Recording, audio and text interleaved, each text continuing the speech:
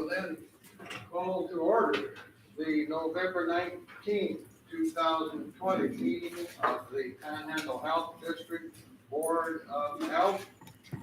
And before we have the Pledge of Allegiance, I am going to call roll one name at a time. Some are here, some are attending by Zoom. I just call roll and see who exactly is here. Okay. Glenn Bailey. Here. Dr. Alan Banks. Here. Commissioner Mike Fitzgerald. Present. Jay Nelson. President. Dr. Richard McLandris. Here. Commissioner Walt Kirby. Hold on.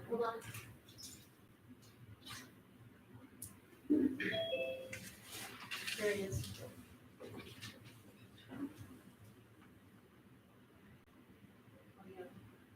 Roll call. Commissioner Walt Kirby. Here.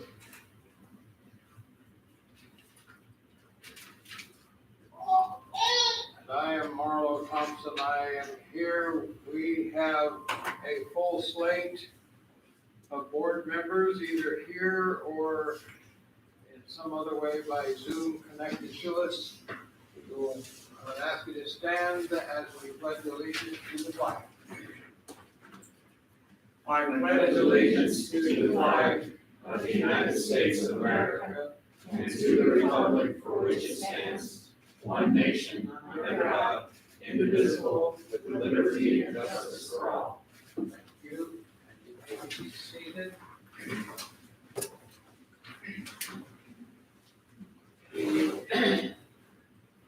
The first item of business today will be our consent agenda. Are there any questions? Are there any items in the consent agenda you wish to withdraw for further discussion? If not, a motion would be in order to pass on the consent agenda. Mr. Chairman, I would like to make a motion that we accept the consent agenda as here presented. We have a motion. Is there a second? I would second that, Mr. Chairman. And who seconded? Walter. Okay, got that. Commissioner Kirby. All right. All in favor then of the passing of the consent agenda indicate by saying aye. Aye. Aye. And any opposed, no? All right. The consent agenda is passed. I believe we're going to hear first from Laura. She would like to introduce to us our next speaker. Thank you, Mr. Chairman. Yes, we will provide our regional COVID-19 update for the region. Jeff, are you there and are you ready?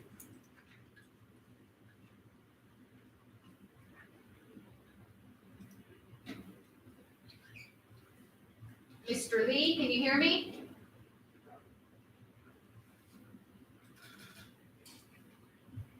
Okay, he's coming in human form.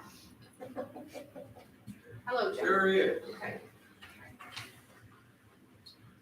You have the floor, Jeff. Thank you, sir. Catherine, can you cue up my Jill has it. Joe? What do you got? It's in the Board of Health folder. PowerPoint.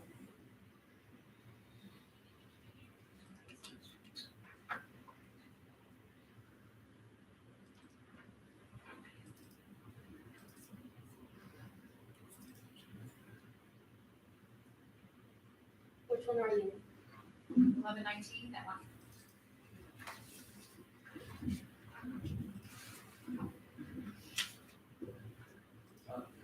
Nope. From, she's bringing it. Presentation. And if you could minimize the crowd.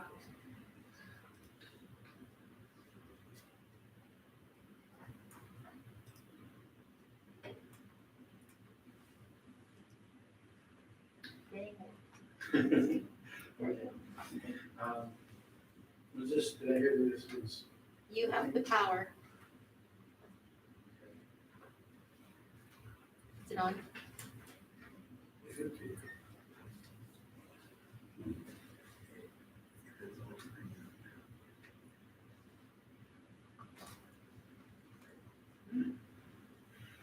That's in the on position. Vice Chair, good. Okay, so this, right now, what I wanted to do, no, I don't want to advance without instructions, is just kind of compare nationally, at the state level, and locally, what's currently going on with the COVID-19 pandemic in the United States and in our area. Oh, that was bad. Okay.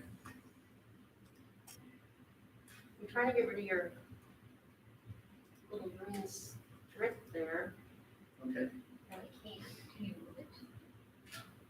There's nowhere to ground it. Anyway. We'll make do. Thanks. So what I want you to kind of focus on is that this is the national scene. And my green doesn't show up real well there. You can see three distinct humps or waves that are occurring. Sorry. It killed me. Huh? I hit the button, I apologize. Okay, don't do that again. I won't. That are occurring. This is the national, this is what's called an epi curve. It shows over time the number of cases that are being reported for COVID-19. And you can see our most recent wave is still in its growth stage. It's continuing to move on up. If we move on to the state of Idaho, we see the same pattern of three waves, one at the beginning of April. Then we have, of course, the period where everybody was asked to stay home. And that ended around the end of June, and starting in July, we saw the second wave, and we're now into a third wave after kind of a reprieve in the September timeframe at the state level.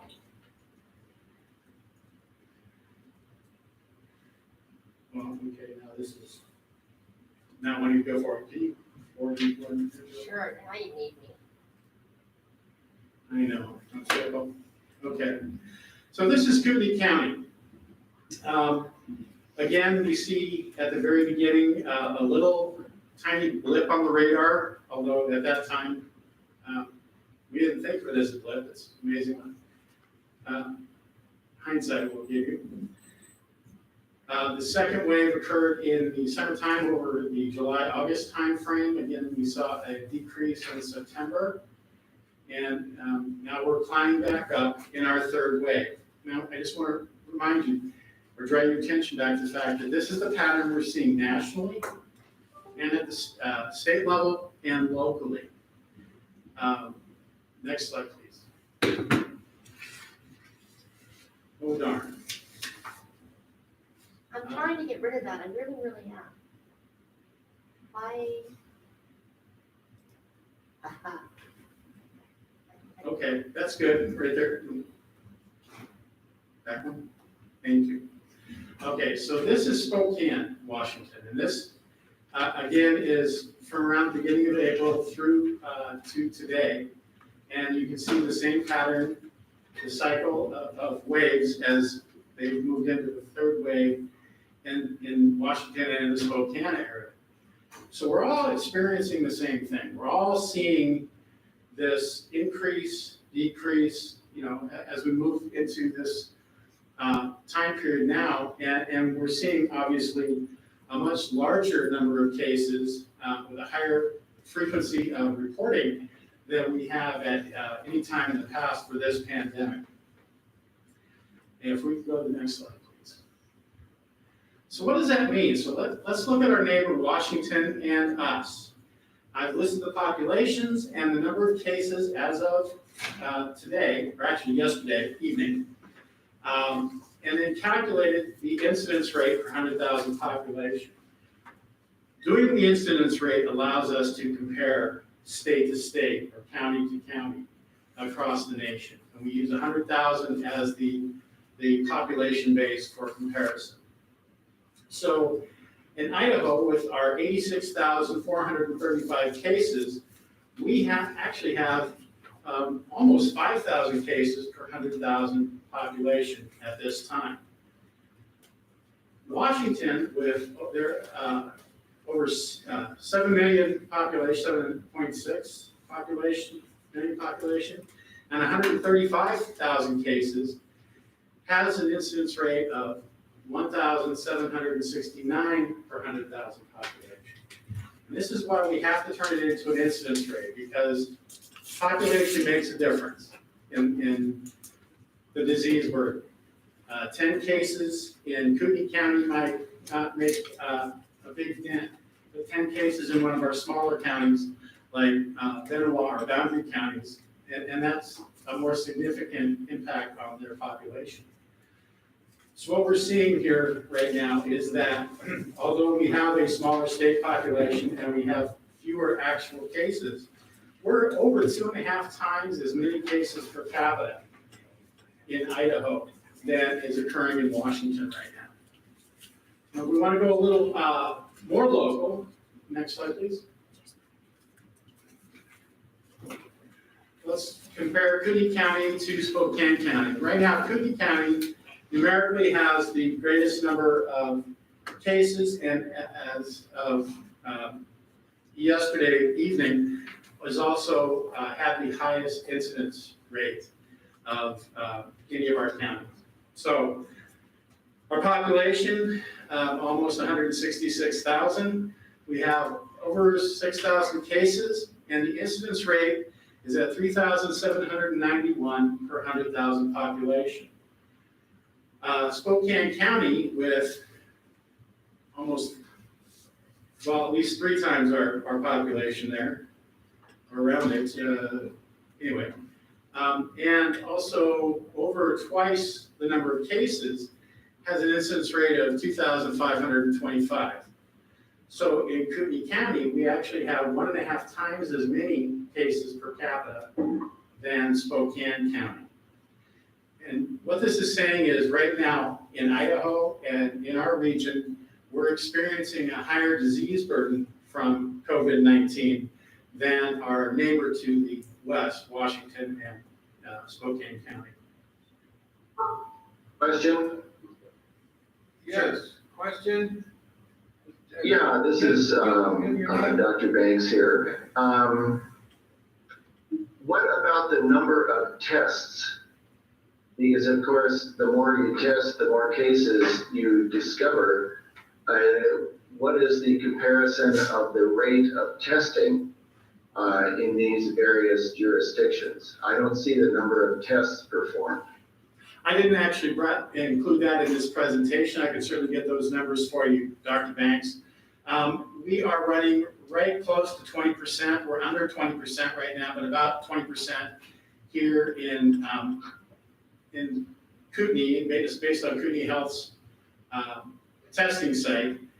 And according to the state, we're running pretty close to that as well, coming from the actual lab reporting that's occurring.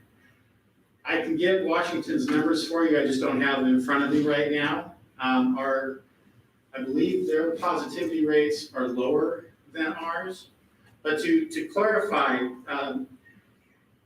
yes, if the positivity rate remains steady, let's give it an arbitrary 5%, and we do more testing, yes, we will see more actual cases, but the positivity rate is 5%. That proportion stays the same if nothing is changing otherwise. If we are seeing increasing spread of the infection, then the positivity rate, regardless of the number of tests, will go up. So you can increase the number of tests, but if the positivity rate changes from 5% to 10%, that's why we change it into a rate, so we can compare them. That's an increase in the number of positive tests, again, per capita, basically, in the testing, and that indicates more cases, more spread. So I just wanted to clear that up, because sometimes that can get a little confusing. But I will, Okay, I just wanted to make the point that those three bulges that you showed, the initial one in April, which was a small one, the larger one in July, and then the even larger one now, could simply be a reflection of more testing occurring at those times. we're not testing at that magnitude. There hasn't been a change in that, to that degree. I can certainly provide you with our most recent positivity rates from the state and here locally that show that the positivity rate is going up.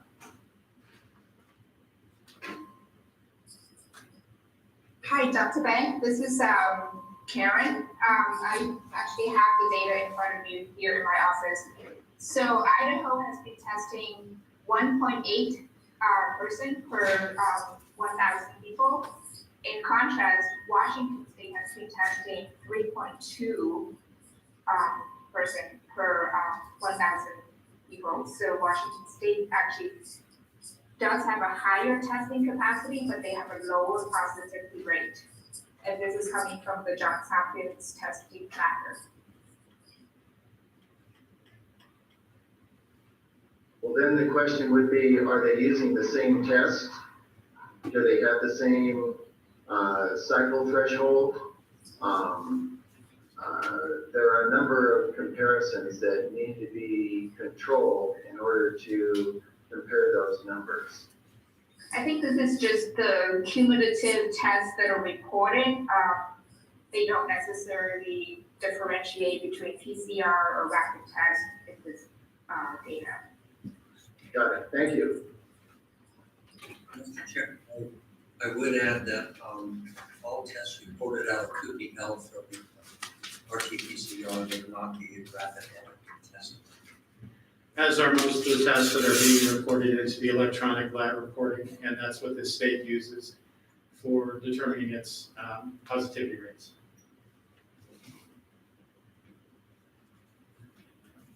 Just out of curiosity, Dr. Banks, do you have some information on those differences that would be interesting for us to look at? I have some information on that. One basically has to go to the detailed data that are provided by each testing company in order to find out what they are doing. The two that I'm familiar with are Collaborative Research and ABI, it's Applied Biosystems, Inc. I think ABI is used by a number of people for the RT-PCR test. They have a tunable test, which, depending upon the cycle threshold, gives more or less positive cases per test. And you need to know those specifications in order to compare one test to another. I've been unable to find what testing system, what RT PCR test is being used locally. If you could supply that to me, I could simply look it up and find out. Well, Dr. Yao and I'd be happy to look into that for you, sir. Great, I appreciate it. This Pat, talked to Dr. Michael Harvey, head of lab for Kootenai Health. We're using the EDMAX, SETI, and Equation, most Equation for RT-PCR. Their documented sensitivity and specificity is greater than 98%.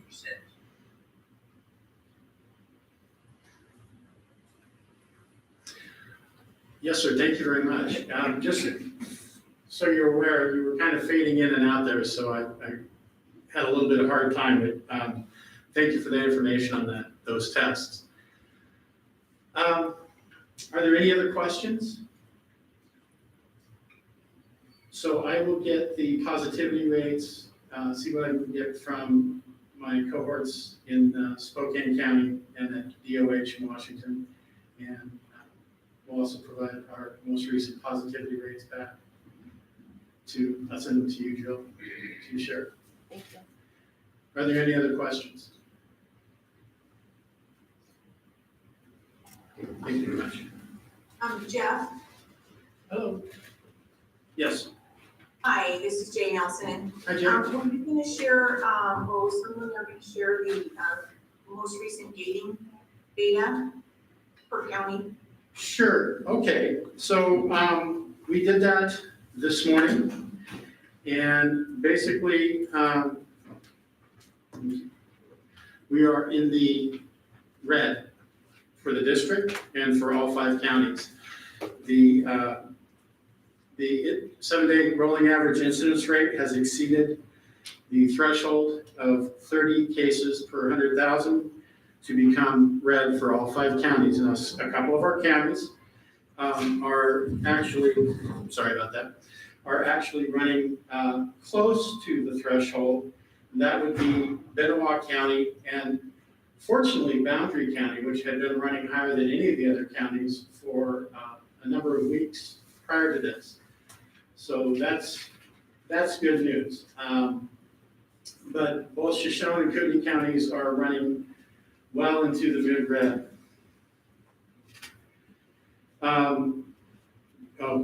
Laura was giving me the notes. Bonner County is at 41.2 per 100,000. Benoit County is at 32.3, so they're just above. Boundary at 35, so they're just a little bit above as well. Kootenai at 69 and Shoshone at almost 80 per 100,000 on the threshold, the 7-day rolling average. The positivity rates for Bonner, Benoit County is at almost 7, it's at 6.7, and it has come down some. Boundary is at 17.4, and it's come down. Bonner County is at 14.9, but it's going up. Kootenai is at 18, and it's going up, and Shoshone County is at 24.4, and it's rising as well. For the district, we are at 17.3, but the caveat there is that the numbers from the state are about a week behind, or 5 days behind. The numbers that we get locally. Does that answer your question, Jay? Oh, Yes. and the hospital was significantly challenged. Yesterday, they were at 98%. This morning, they were at 93%. And I'm sorry, that's the hospital capacity? Yes. Okay. That's, yeah. They're in purple. Their highest category for stress. So they are on divert then, is what that means. They haven't had to divert according to their notes, but yes, they are prepared to do that. Thank you. Okay. Jay, did you have any other questions? No, those were my questions for now. Thank you. So Jeff, I did have a question, this wondering with the expansion capability of our hospitals. How is that, if you could define that for us real quick? You said it's a purple? So yeah, those are that's the color for the risk category, their highest risk category for not being able to take in any patients. They would have to start diverting people that were coming in by ambulance to other hospitals. If they had room, they would have to stop doing certain surgeries or all surgeries because there would be no hospital beds for them to put that patient in. Surgery. Yeah, well, or even, it's interesting what's called elective surgery. They've already at points in the past at 97% had to not do neurological surgeries or open heart surgeries or abdominal surgeries. And, this wasn't getting, your tummy tuck. These were necessary surgeries. And those are the kinds of things that they would have to Put on hold. put on hold because there's no room, there's no place to put that patient following surgery, so they would hopefully divert them locally. But they could divert them to the coast or, you know, another state that might be able to take them at this point. But I think all of the states are starting to feel the stress in their hospital capacity. So Spokane is also being stressed at this time because they've reflected our spike in their hospitalizations as well. They have, it's kind of a domino principle. Our outlying, our other counties have critical access, and Bonner General they do have, I believe, 6 patients in-house right now, including one in critical care, right now. But the other hospitals, you know, if the patient is acute, and it doesn't have to be COVID, it's any patient that exceeds their ability to provide that care, they're gonna push them to Kootenai Health. Well, Kootenai Health also, you know, if they don't have that expertise, push to Spokane, to hospitals over there. So it's a catchment of a catchment.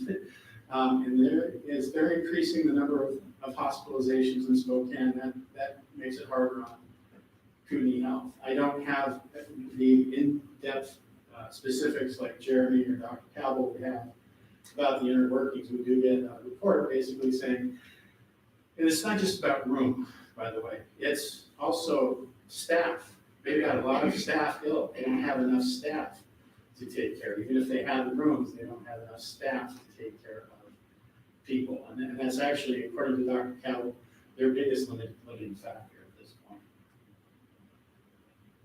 Okay, thank you. Yes, sir.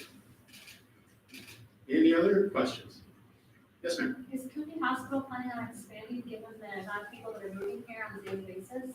Expanding in what respect? Getting larger, the hospital capacity was built for I people. stand to a point of order. This is a meeting of the Panhandle Health Board, and it is not for open questions from the audience. My apologies, Mr. Chair.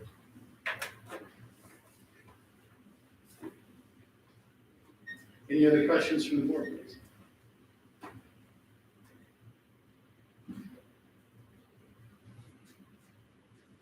Thank you very much.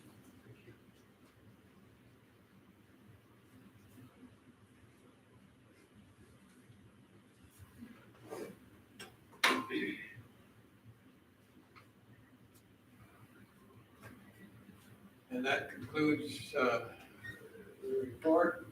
Now, let me just comment that if you have an agenda and it does give your way of asking questions, if you wish to write them down and submit them to the proper people, to Laura, but it is not open for comments from the public at this time. We will move on to the next item on our agenda, item number 5, which deals with the mask mandate or mask order discussion. And I will first call on either Dr. McLandris or Jay Nelson. Either the one of you may have the floor at this time. Who wishes to speak first? Mr. Chairman, I do have 2 things to say. I can start. You have the floor. Thank you, sir. Gentlemen, we need to start making data-driven decisions. Right now, you just see the data is on a sharp increase. Infections and hospitalizations and deaths are increasing at a staggering rate. In November, there's been an average of 1,000 deaths per day in this country. This crisis is so bad, Doctors Without Borders have come to the United States to assist our healthcare workers. Here's some recent data that I find compelling. In our last meeting on October 22nd, we had a presentation by Dr. Hoopman and Dr. Scoggins. Dr. Hoopman, the pulmonologist at Kootenai Health in ICU, noted that individuals can unknowingly spread this virus in the first 1 to 3 days of becoming infected. He noted that 42% to 60% of individuals get the virus from an asymptomatic spreader. Dr. Hoopman informed us that the risk could be eliminated and the spread be reduced by wearing a face mask. In that same meeting, Jeremy Evans from Kidney Health, at that time, Kidney Health was on 99% capacity and they were on alert, with multiple staff out and staffing issues and concerns. And that appears to be the case today as well. Patients were being denied transfers from rural hospitals. Surgeries were being deferred, and as you just heard from Jeff, these aren't elective surgeries, these are critical surgeries. A few days ago, on November 11th, in the Idaho Statesman newspaper, this was noted. Idaho's fall COVID-19 surge continued a relentless wave state with more records of confirmed cases and hospitalizations. Idaho's 7 health districts reported for the 4th time in 8 days that the daily count has topped 1,100, setting a record each and every time. 5 counties reported at least 100 new confirmed infections, including Cooney County at 118 new infections. Hospitalization data shows the state hit more records. The hospitalization number spiked from 320 to 395 in a week, a 23% increase. The wave of COVID-19 cases, that comes first. Then a wave of sick people arrive a week or 2 later at local hospitals. Then, unfortunately, as some of those patients die, there's a wave of new obituaries. That's how it goes in this pandemic.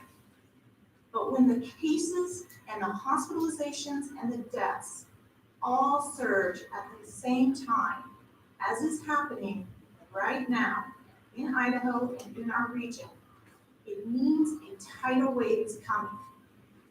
That prediction is based on the data. 2 days ago, in the Spokesman Review newspaper, the Spokane Regional Health District confirmed 942 new COVID-19 infections in the past 3 days. On that same date, in the Coeur d'Alene Press, Panhandle Health District announced 345 new cases over the weekend and Monday. That is the data. In August, this Board of Health passed a gating plan, and we are now, as you just heard, in the red or substantial risk in all 5 counties. We don't have a higher level. We need to follow and implement our own plan. We need to use this plan. We need to follow our own guidelines. We need to make data-driven decisions. The data, the trends, they're predicting a holiday surge in the infection rate, further stressing our healthcare systems and our healthcare workers. The data trend line shows we are going to see an unprecedented surge of infections following Thanksgiving, and if people don't learn from Thanksgiving, we're going to see it again at Christmas and again at New Year's. The United States infection rate has gone up 80% in the past 2 weeks. The United States leads the world in infection rate and in our death toll. And in our region, all the data shows uncontrolled exponential spread. And things are predicted to get much, much worse. We have this firestorm of coronavirus all over this country. It's not 1 or 2 hotspots. It's not 1 or 2 states. It's the entire country, and it's Idaho, and it's North Idaho. That's the data. The most cost-effective way to control this virus at this point in the pandemic is with a face covering. If we do this right, businesses will recover sooner our kids will be back in school, and the third wave we are currently experiencing will flatten. And we have a chance at suppressing a fourth wave or that tidal wave I just mentioned. That's the data, that's the trend line. We are facing a humanitarian crisis and a health crisis not seen in the past 100 years. Gentlemen, it's our job to provide leadership in a pandemic response. This is a test of our leadership. And if we fail, we're going to see more headlines like this one. Panhandle Board of Death, more appropriate. Health board decisions, dangerous, disgraceful.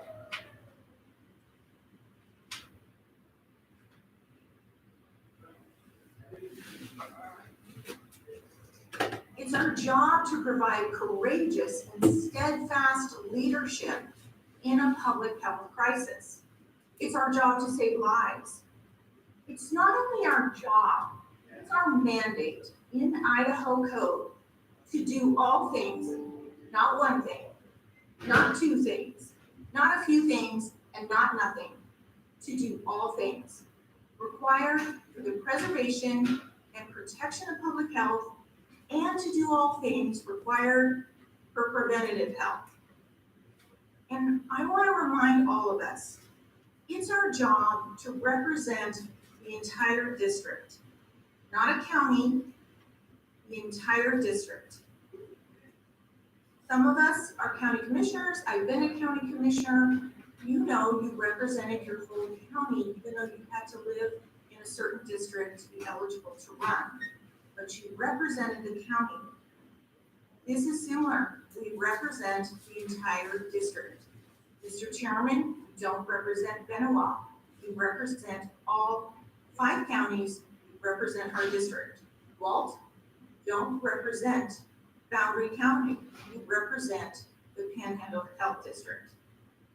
If you're fed up with this pandemic and your responsibility on this board, your attitude of carelessness is driving up the infection rate. If this is the case, then please bow out gracefully and abstain with your vote. Moreover, if you don't believe there's a pandemic or that coronavirus even exists, please abstain and allow the board members who wish to be part of the solution to this pandemic and this health crisis to do our job and be the decision makers. And most of all, leave your attitudes and your personal beliefs and your convictions at home. As a nurse, when I go to work, I care for all patients equally. It doesn't matter about my personal beliefs or feelings. You're on a community health board. It's not about you. It's not about 5 people. It's not about 50 people. It's not about 500 people. It's about the 240,000 people that call North Idaho their home. It's about their health and welfare. We don't want to overwhelm our health system and our healthcare workers. We need to protect our most vulnerable population, and that's in every age group. We need to do all things to protect them. Furthermore, we're not going to turn this economy around until we address the main issue, the virus. A virus needs a host to live. It wants you for the host. We don't want to allow this to happen. We need to suppress the transmission. We're not defenseless against coronavirus. Face coverings work. They're the most powerful weapons we have to slow and stop the spread of the virus, especially when used throughout a community. We all have a responsibility to protect ourselves, our families, our communities. Face mask orders, even without enforcement, have been shown with data to increase face mask usage and suppress viral transmissions. There is a direct correlation right now.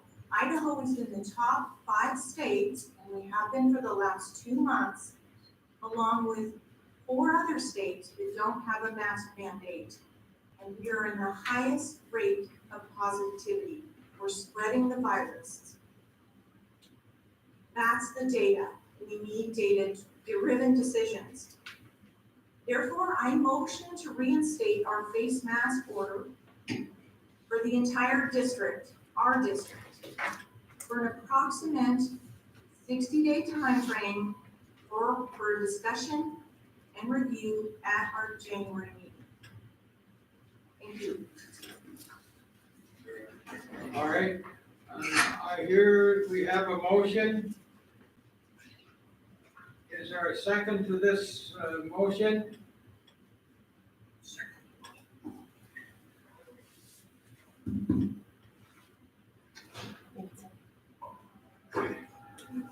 Dr. McLandris, are you speaking? You'll turn me on now, yes, I second. Yeah, he seconded the motion. All right. We have a second to this motion made by Dr. McLandris. All right, we are open for discussion. Discussion to the motion that Jay has just made.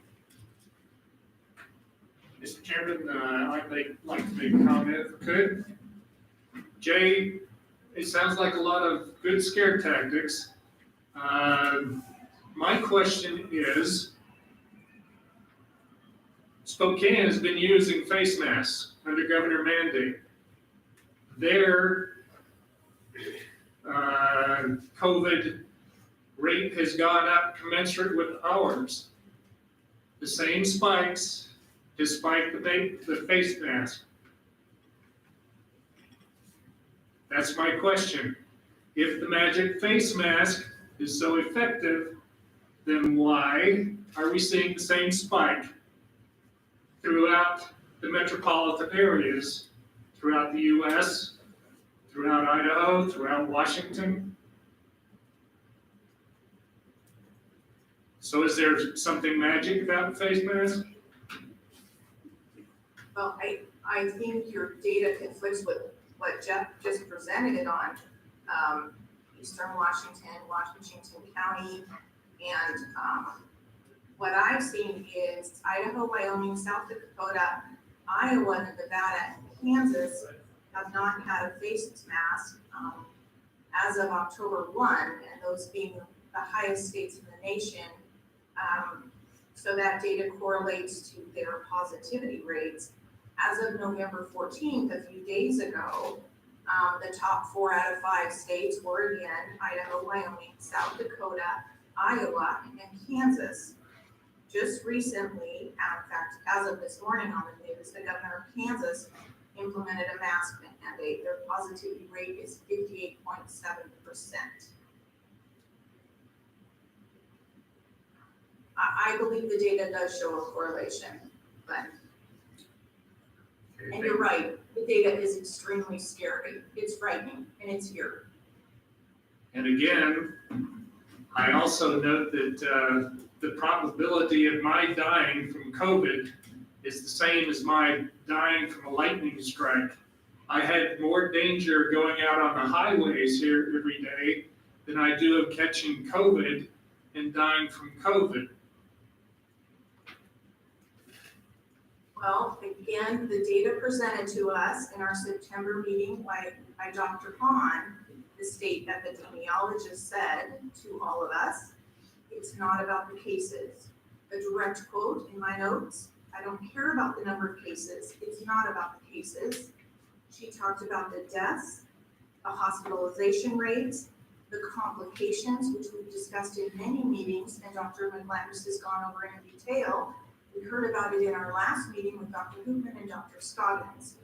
There are long-term effects on the lungs. We're also aware that this virus has an affinity for the vascular system. Dr. McLandris has spoken about that and the number of blood clots, the rashes, and this is still an evolving pandemic. We don't know everything about it. Also, Dr. Hahn mentioned it's about our community. is about people having to be off work to be sick. It's about the asymptomatic and the pre-symptomatic individuals. It's about the flu season also contributing to this illness. It's about students being back in school and back on campus and more spread. It's about the fall weather and us being more indoors and in confined spaces. And COVID fatigue has set in. People are being less careful. We're all tired of this. And also, like all viruses, COVID-19 and coronavirus causes immunosuppression, which can also leave you more susceptible to other virals or bacterial infections. And we've seen that with individuals with coronavirus. Thank you, Jane. You've done an excellent job summing up all of the reasons that COVID has been on the rise, not just in Kootenai County, not just in North Idaho, but throughout the U.S., throughout the world. We've seen a commensurate rise in COVID. And we've come up with some vaccines that hopefully will be helping out quite a bit in the near future. In the meantime, we maintain our social distancing. We maintain our masks when necessarily when we're around older folks who would be susceptible to people inadvertently passing on the virus. So we are taking steps, but I do not see that mandating a mask on everyone and forcing them to do it is going to solve the problem. We inform people, we educate people, and we ask them to wear a mask under certain situations and environments. But I think most all of us resist being told, you will do this. We need to educate, we need to invite them to do it. But I disagree with a mandate saying you will under penalty of law. That to me is totally wrong. Dr. McLandris, you have the floor. Okay, I'm not sure if I can barely hear. I'm trying to talk louder. Is that better? That is better. Okay. I'll keep talking as loud as I can. My view of this, in response to you, Glenn, we are far over the tipping point. My family, friends, patients, partners, medical care teammates are ill and have died. 250,000 Americans have died. Our community has not responded to the extent needed. That's a flat out fact. We've been educating since March. Our community is not responding. This is not about denying one's liberties, about holding the realities. This is about changing the conversation. We're in trouble again. And we together need to respond. We can expand our liberties by doing this together. It's our job, as Jay well pointed out, as health board trustees, to think outside of our own box. I think some of us are pretty easy to look at the trees in the forest and focus on a few trees. The reality is the forest is much different than what you're thinking, Glenn. You're thinking your risk of dying is, again, an advanced process to call to action our people is missing the reality that people are dying. And many people are getting sick and are having very much difficulty recovering. And quite frankly, I think that as many of us have stated this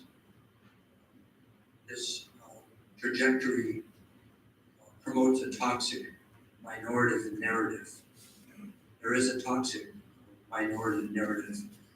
As outlined, Dr. Jim Souza, who's the Chief Medical Officer at St. Luke's in Boise, has just stated, and many of us agree, that it's time for the quiet minority to take back this conversation.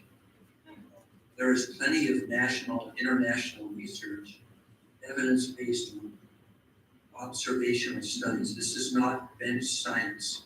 This is not what I trained in and Dr. Banks trained in. This is not bench research. This is observational study.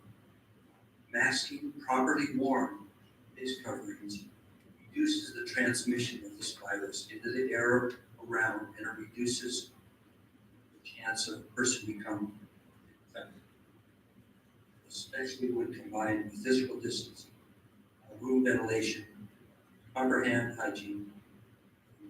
This reduces the community contagiousness of this virus. Metrics are all here. It's quite clear. The testing positivity rate is what we need to look at. Our systems are overwhelmed, and we need to raise the bar. We need to raise the conversation. We need to be leaders in the community to say we need to stand it up, and we need to stop letting this toxic minority narrative push us around. So that's my response for now. Thank you, Mr. Chairman. Thank you, Dr. McLanders. All right, any other board member wishing to make comment? Pertaining Yes, to this? Mr. Chairman. Mr. Banks, you have the floor. Can you hear me? Yes. Excellent. As you know, I have expressed doubts about the accuracy of this test, and that a positive test is not a case. And I'm not the only person to say this, but I seem to be the only person on this board to say that. It says right in the package insert for each one of these tests that I've been able to access that a positive test should not be considered a positive test without corroborative symptoms. That admonition seems to be ignored by the people gathering these statistics. But all that aside, a positive test should not be considered a case without corroborative symptoms. That's my first point.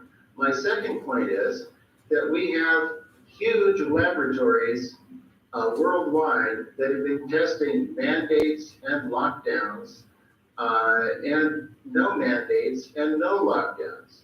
And what we find is that those with the least restrictive approach to this infection have the most positive results. And I'm speaking about Sweden, which has millions of people. It's a pretty good sample size versus, say, Italy, which has also millions of people and a large sample size.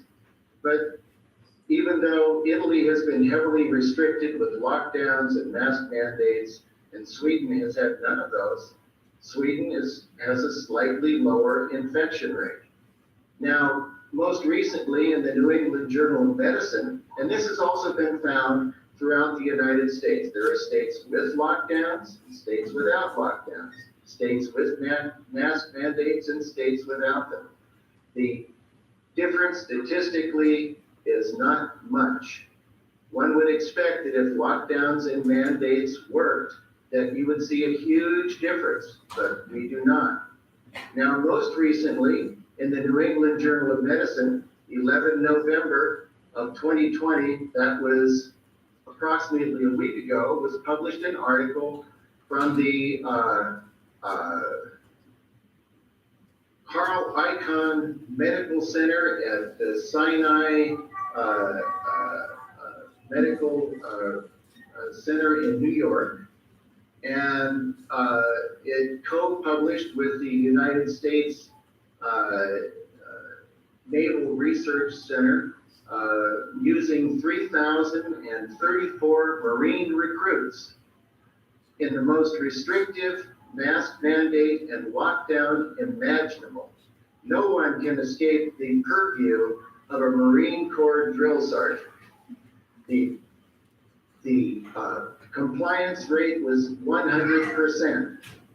What they found was that Marine Corps recruits who were in complete total lockdown and complete masks throughout the day were found to have no significant difference from Marine Corps recruits who were unrestricted and did not have a mask worn at all times, as did those in the study group.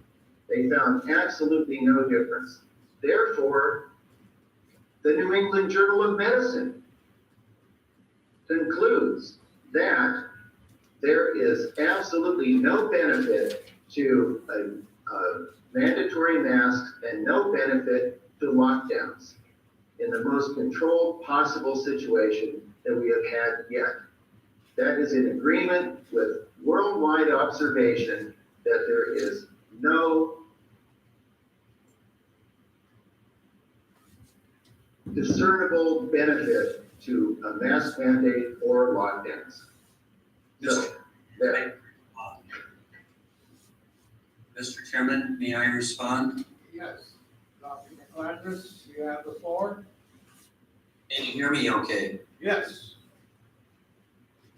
I'm going to read a publication from the New York Times dated yesterday, citing data from Oxford University. Coronavirus cases are rising in almost every U.S. state, but the surge is worse now in places where leaders neglected to keep up forceful virus containment efforts or failed to implement basic measures like mask mandates in the first place. Using the index that tracks policy responses to the pandemic, these charts show the number of new cases and hospitalizations in each state relative to the state's recent containment measures.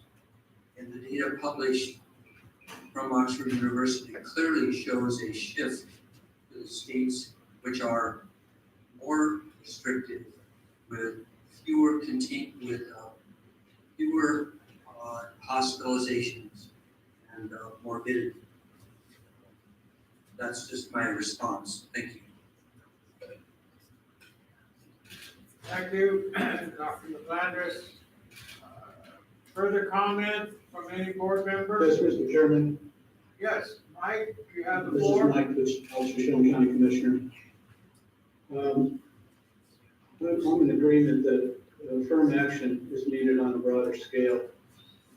I think when we look back at our last meeting and my participation in rescinding the order was out of my observation of its failure.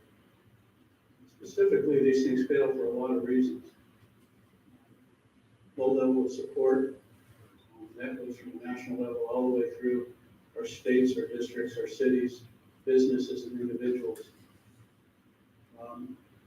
There's also a scale problem.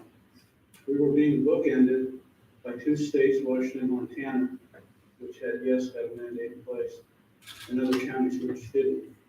Our outer counties actually realized some unintended consequences where folks were spending quite a bit of time here using the situation. There's also other things such as timing and situational urgency. And also, I'm always going to recognize that folks are going to have different conclusions and beliefs than I do.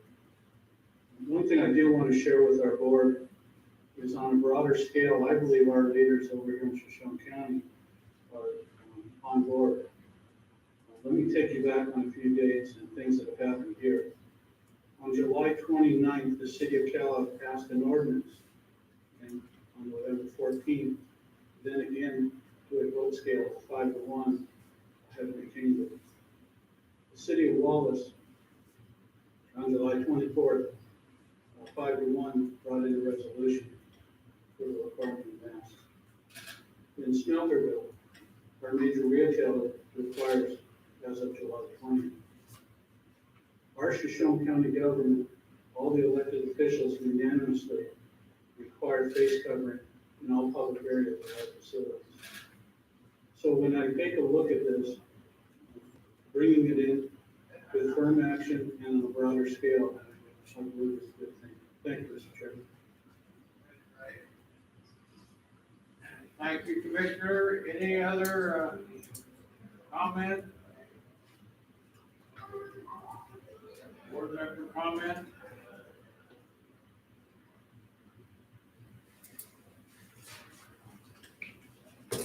Are we ready to vote on the motion that Jay has presented to us, seconded by Dr. McLandris?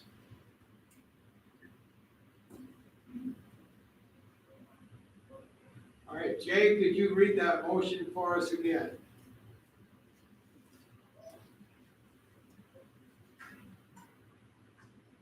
Yes, sir. Just a moment. You have the floor. I motion to reinstate our face mask order, our previous order, but for the entire district, for an approximate 60-day time frame, and that 60 days would correlate for a discussion and review at our January health board meeting. All right, thank you. I would remind you that that means that as far as the document of the 23rd of July, that would mean that there are no changes, if I understand it correctly, there are no changes in the not required section. Is that correct? Not in my motion, sir, just my only changes for the entire district. I understand. Thank you. All right. Opportunity for public comment. Sorry, no, there's no public comment.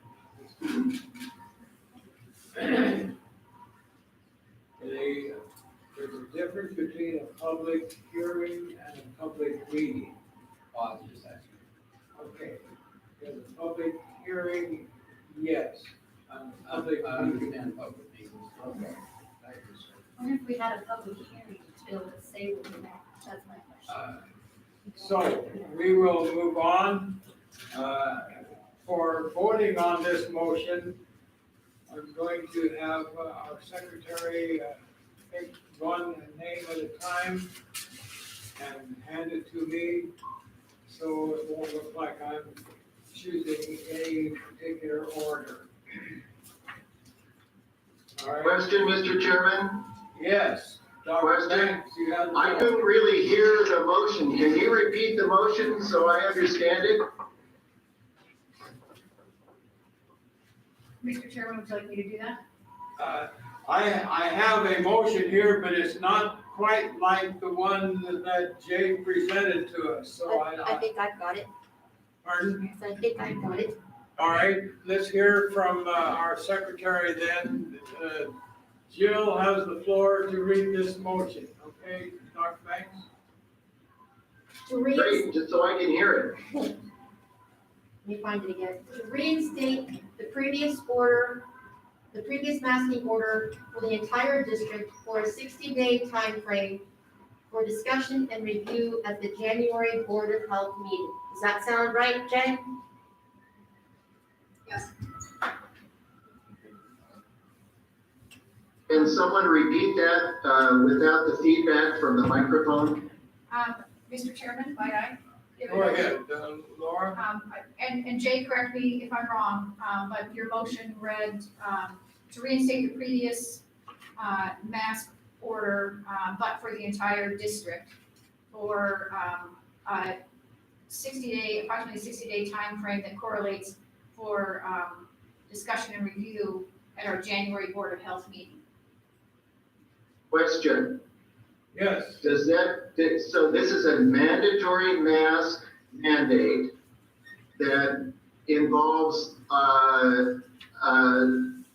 misdemeanor, it's a misdemeanor violation with up to a year in jail and $1,000 fine, is that correct? Mr. Chairman, Yes. council is on the phone. all right, so I'm going to refer that question to Mark Lyon. Mark, are you hearing us, and can you respond to Dr. Banks' question? Yes, Mr. Chairman, assuming you can hear me. Yes, All right, so the health district has the authority to institute public health orders, and this motion would be consistent with that authority. By statute, a public health order that would be instituted like this, by statute, violation of that is said to be a misdemeanor. What that means is a misdemeanor is a type of crime, it's a limited crime, and it's not like a felony, it's a smaller level crime. And the fines for misdemeanor are anywhere from 0 up to, but not greater than $1,000. And the term of incarceration could be bookended basically by 0 up to 6 months, but not more. So that is the definition of a misdemeanor. all right. Can I ask a follow-up question to Mr. Lyons' information? Jay Nelson, you have the floor. Thank you, Mr. Lyons. So it's my understanding a judge has discretion, as you're saying, to go from $0, 0 days incarcerated, at their discretion. And are in a misdemeanor, any type of misdemeanor, do judges typically use that discretion? Thank you, Mr. Chairman, Ms. Nelson. The short answer is yes, they do. They do it all the time. Misdemeanors it's rare to get the maximum imposed. So most people are familiar with misdemeanors, and if there is a penalty, fine involved, that's up to the judge. It's usually consistent with past practices. If there are no past practices, then the judge makes determination with input from potentially the prosecuting attorney and another attorney or the defendant. So if there's a charge and it goes before a judge, the judge has discretion within those parameters. I would remind us that on our letterhead, that it says that the Panhandle Health District is here to prevent, promote, and protect. We aren't here as police officers.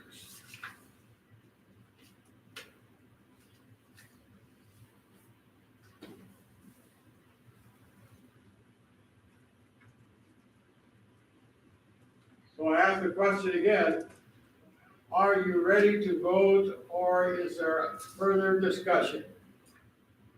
Mr. Chairman, Glenn Bailey, I'd like to make further comment. Again, in my opinion, we should educate and persuade people that we believe that a face covering would help in some circumstances to prevent the spread of the virus. But at the same time, I have seen numerous recent studies that indicate that people not using a mask versus people using a mask, the likelihood of their getting the virus was within 3% of each other. And we are going to be mandating that people wear a mask. And how many of us have resisted something as teenagers when we've been told, you will do this, versus we were educated and taught, and we could make that decision on our own without penalty of law. That's why I cannot support a mandate for the entire district. I just cannot support that. All right, the chair calls on Commissioner Walt Kirby. That's all right, I'm here, what do you need? Would you like to speak? Yes, I would, I've been desperate to speak here for quite a while, I was muted, and I'm sorry, I didn't realize that. But anyway, when we started on this thing, I go back a little bit, I voted for a mandate. And I was covered up, absolutely covered up with threats, stupidity things from the internet, all kinds of stuff. It went on and on and on and on. And everybody in town was saying, boy, you made a bad mistake, rah.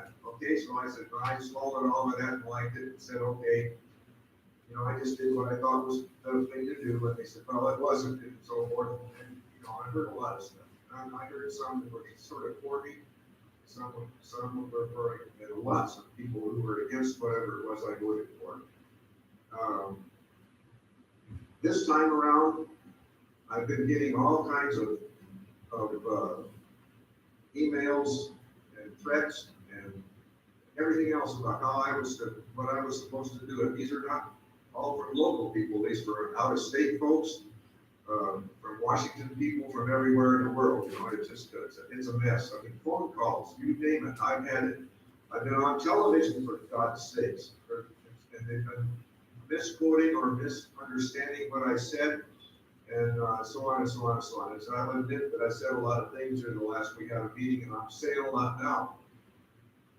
And I guess what I'm saying now is that I personally, and this is my personal thing, is I personally think that we should be wearing masks. I wear one when I go out to do anything at all. If I go to the grocery, that's all, the only place I go anymore is the grocery store.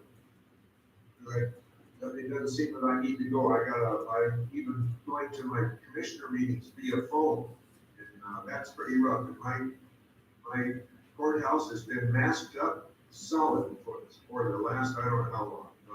We even hired a guard to be on the front door to keep people from going in without a mask on. And we've been wearing them in the office and so forth. And so anyway, my chairman suggested that I stay home and, operate by phone, which is, okay. He says, and we'll spread people out here in the office, and we'll use the space that you were taking up down here so I can move the other commissioner further away from me and we can have better, anyway, on and on and on. And Boundary County's doing pretty good on this, but at any rate, I don't know which, then I had another chance to vote, another Panhandle meeting, okay? And I had another chance to vote. And it was a voice vote like this one, and there were, by roll call, and I asked 2 or 3 times to try to get it figured out for precisely what the hell I was voting on, which way, and I never could quite figure it out. I guess I couldn't, because I finally said, well, no mask is better. So that's what everybody seems to say. So I voted no mask, okay? Boy, did I catch a bunch of you-know-what from that. I mean, hundreds of emails, hundreds of phone calls, and on and on and on. It's been awful. And I went down to the next meeting I had at the courthouse with a commissioners meeting and said, hey, I gotta resign. I gotta get out of here. This is terrible. I said, I have no business doing this. Nobody in the world supports me. This is awful. And my chairman calmed me down and said, well, hey, just read these things, So I read a couple of them and I said, hey, that's enough. And they were coming in there just and plugging the email up to the point where it wouldn't work, and with junk. And so anyway, he said, don't be resigning. And I said, I only got 12 or 14 days or 20 days or something like that left. And I said, why should I take this kind of abuse from anybody? and hold this office for any longer. And he said, well, you should because you got elected and so on. And I said, well, okay. So I'm hanging in there. I got, I don't know, what, 1 month and 6 days. You figure that one out. That's all I got. And I think I'm gonna go out with a splash. And I don't know which way to go exactly. And so I think in that case, I need to recuse myself. You know, I just don't want to hear any more crap from the world out there, and I don't want to be on the bad guy's side or the good guy's side in this meeting, because I'm done with Panhandle Health. We're gonna have a new guy here in, just a few days, and so that's the end of that. So I'm recusing. I will not vote. And if that really makes a difference, I will resign. And if that doesn't work at Panhandle Health, I will resign at the county level. Because that's what it takes to keep me from voting at this point in time. I will not vote. Thank you, sir.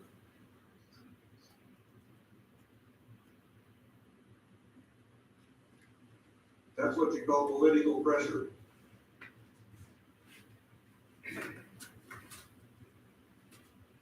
All right. Anybody else want to say something from the board?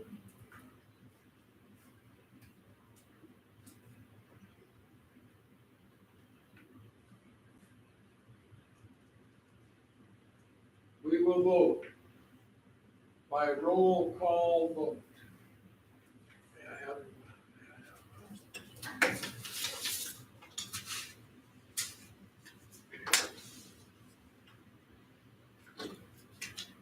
Alan Banks. I vote against the mask mandate.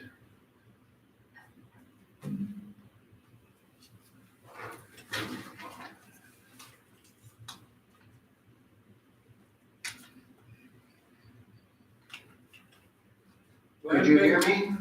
Yes, we have recorded a no vote from Alan Banks. Thank you. Glenn Bailey, No. recorded a no vote from Glenn Bailey. That's it.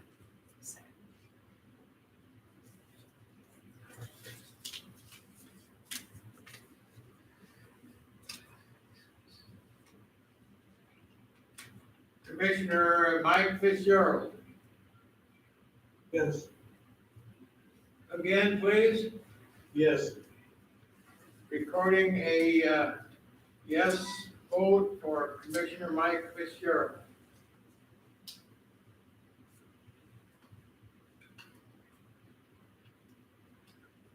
Dr. McLandris, I vote yes. recording a yes vote for Dr. McLandris.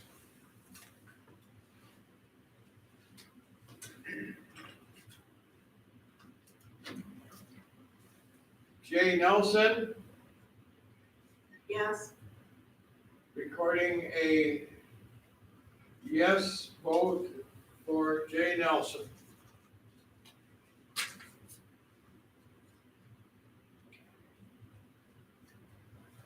Commissioner Walt Kirby,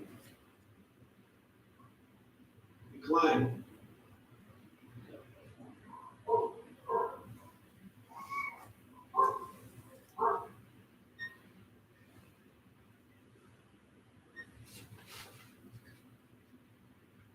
for the record, the chair votes yes.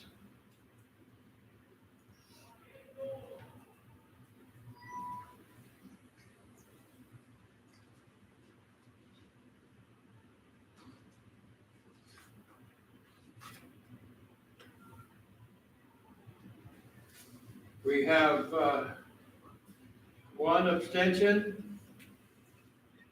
We have 2 no votes. And we have 4 yes votes. The motion passes. We are in a 10-minute recess.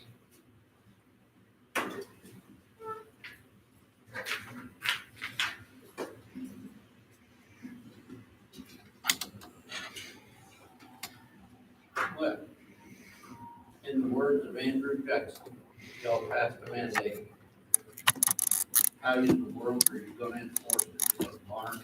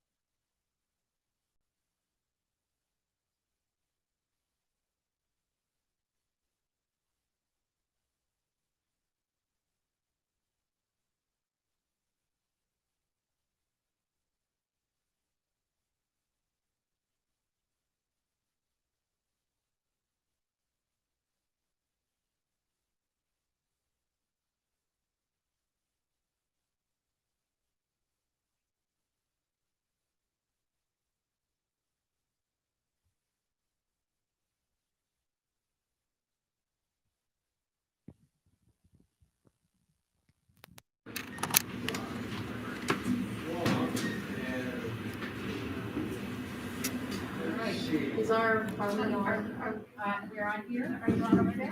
Yep. Okay. Okay. never know. Mike Fitzgerald, can you hear me? Yes, Mr. Chairman. Thank you. Jay Nelson, you can hear me? Yes, I can. Okay, thank you. Walt Kirby, Yes, Dr. Landris, Yes, I'm hearing you. and Dr. Banks, are you with us? It looks like you're out. There he is. He's on mute. You're mute. It looks like you're out sledding in the snow. Okay, can you hear me now, Mr. Chairman? Yes, I sure can. Yeah, I'm babysitting a toddler today, so I'm kind of busy. I wasn't sure if that was a cat or a child that I heard in the background. Yeah, Are you doing a good job? so far. Okay, well, let's come back to the order. And Glenn, you're next on the agenda with your trustee report. Thank you, Mr. Chairman. Yes, the trustees all met at an executive council conference call on the 10th of November. That was a Tuesday, and probably the biggest item on the agenda was wishing Tom Dale a happy birthday.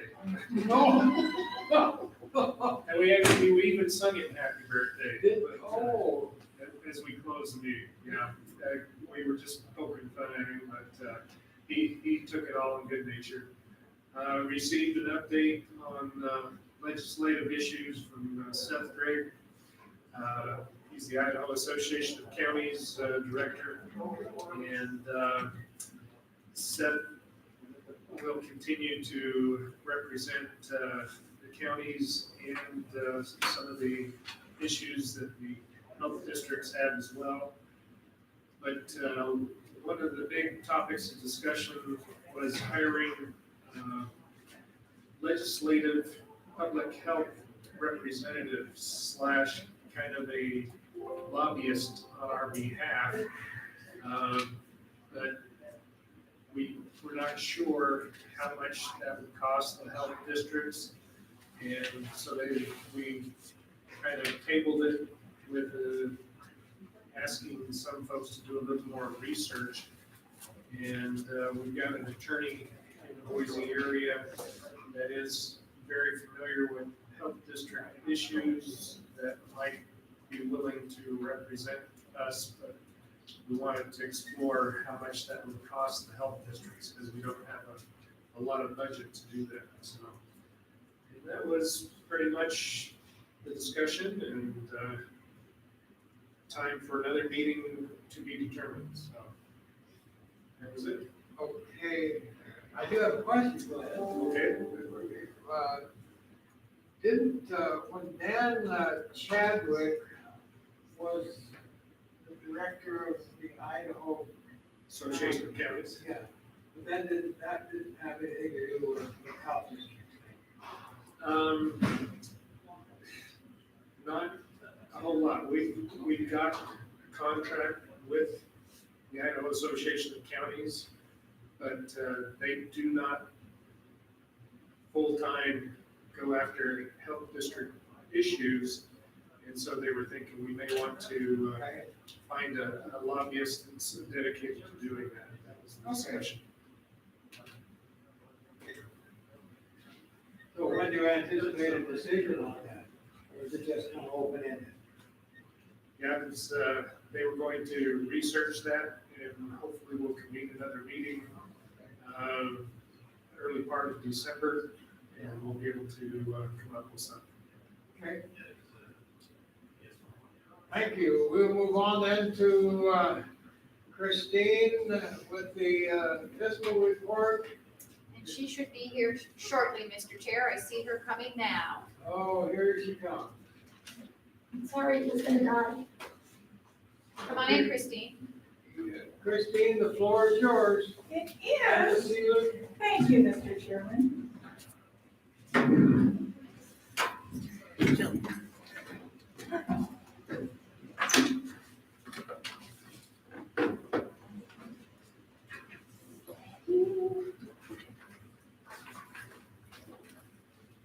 we need the mouse, Joe.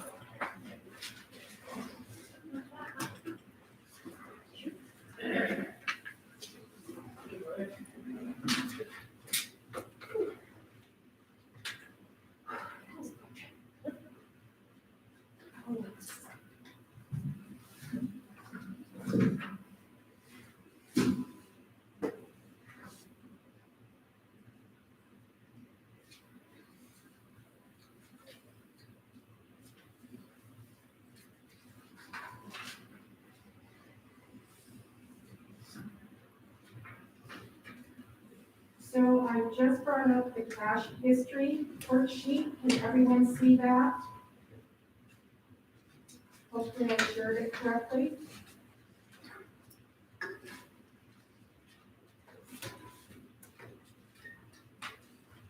We ended the month of October with $3,900,000.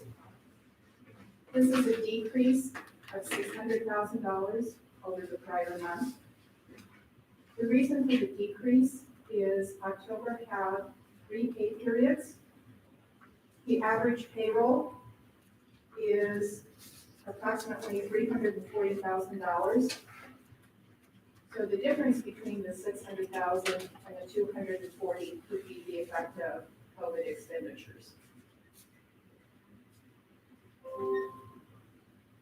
Once we remove board committed funds and program restricted funds, we have 3.14 months in reserves.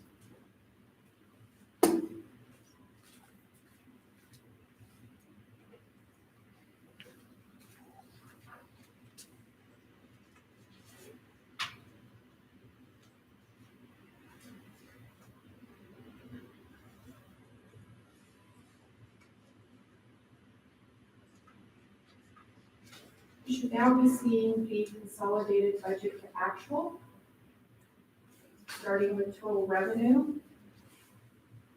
For the 4 months ended October 31st, we have $4,600,000. We're over budget in revenue by $336,000. This over budget amount is primarily made up of environmental health fees, which Joe spoke of in the legislative session, and any amounts that we have billed to the Idaho CARES Act for reimbursement for COVID-related expenditures. Total personnel expenditures to date are $3 million. We're over budget by $23,000. As we discussed last month, that's the effect of COVID expenditures. Operating expenditures to date, $900,000. We're under budget by $119,000. Capital expenditures, $156,000, under budget by $39,000. Trustee benefits, $46,000, we're over budget by $45,000. If you recall, last month, we had a payment of $36,000 that was paid to the city of Pella for the governor's trust funds that we've been holding for a number of years in the institutional controls program. So total expenditures for the 4 months ending, $4,140,000. It gives us an excess of revenue over expenditures by $500,000.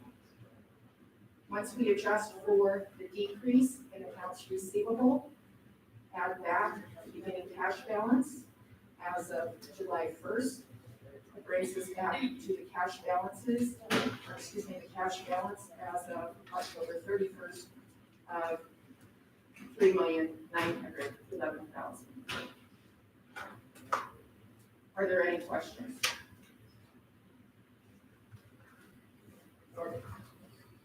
Good report.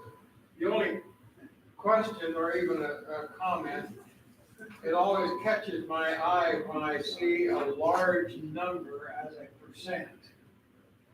Down here in the lower right-hand corner, those are huge numbers that are percents. Those are huge numbers, and it's interesting how that calculates. I would prefer to address that with you next meeting. Okay. I want to review it. I've gone over it multiple times, but I don't want to go off the cuff on it. I'm not doubting it, but it always catches my eye. Yes, it does. It's misleading. Any other questions? Any questions from round about the area?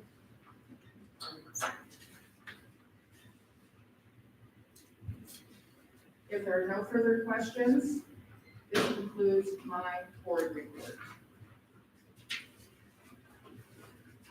Okay. Thank you. Now, do I click this or am I going to shut everyone down? You can look okay.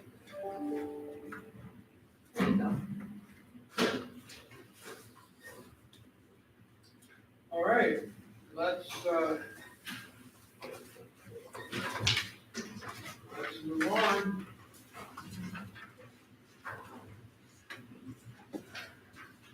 And if we could, who wants to be our director today? If you'll have me, Mr. Chairman, yes. In your packet on page 41, you'll see a draft suggested calendar for 2021. And certainly I don't necessarily need approval, but just wanted to share this with you if you have any suggested changes. It has our meetings scheduled as they always have been. A meeting in January, a meeting in March, a meeting in April, a meeting in May. In June, we have IAB, so we don't have one scheduled, a meeting in July. Generally, we've taken August off, we have a meeting in September. We don't generally have a meeting in October, but certainly could, as we've done this year, a meeting in November and not a meeting in December. This is the guide that I'll use unless otherwise directed, and certainly always able to call meetings at the behest of the board chair.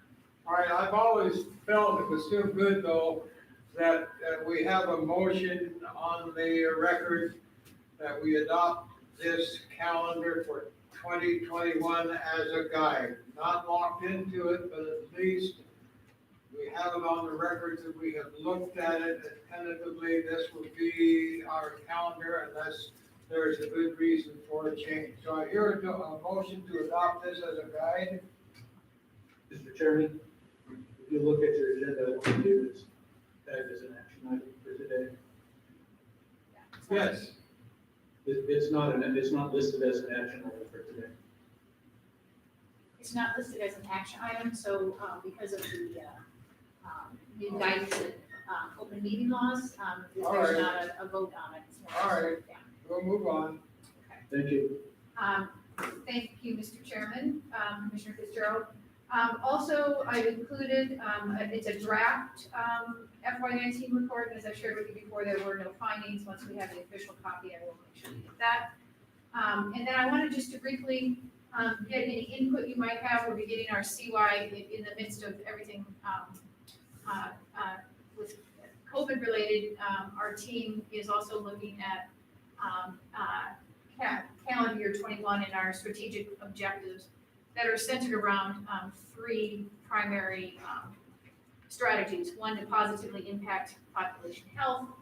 The second, to steward collaboration with our community. And the third, to ensure organizational efficiency and capability. And as always, I'm open to suggestions or comments from the board on any objectives or strategies that you would like us to see if we were able to make happen. And I can take those at any time. We'll be working in December. We've carved out some time to meet and discuss our objectives and strategies for calendar year 21. And that, Mr. Chairman, unless there's questions from the board, concludes my report. Thank you, Laura. Any questions from anyone regarding any item on Laura's report? Clarifications or anything? I should have asked Christine this. Do you have any idea what this audit report costs? I do, Mr. Chairman. It is mandated that all agencies have an annual audit, and we pay approximately $24,000 a year, as do all the other public health districts, to have the LSO come and audit us annually. Isn't it true that some of the other health districts audit every 2 years rather than every year? That is true, Mr. Chairman, but they pay the same amount for that service. Mr. Fenton, as you recall, our fiscal officer that passed away in a very untimely manner, held fast, and I concur with him 100%, and Christine, that an annual audit, if there is something that we need to fix, then we know about it sooner. Okay. So we've gone that way at the same cost as the other districts are doing the Q2 or every 2-year audit. Thank you. So this concludes the director's report. We are at the end of our agenda for this meeting, so I ask, is there any other business that needs to come before this board at this time? Hearing none, we are adjourned. Thank you.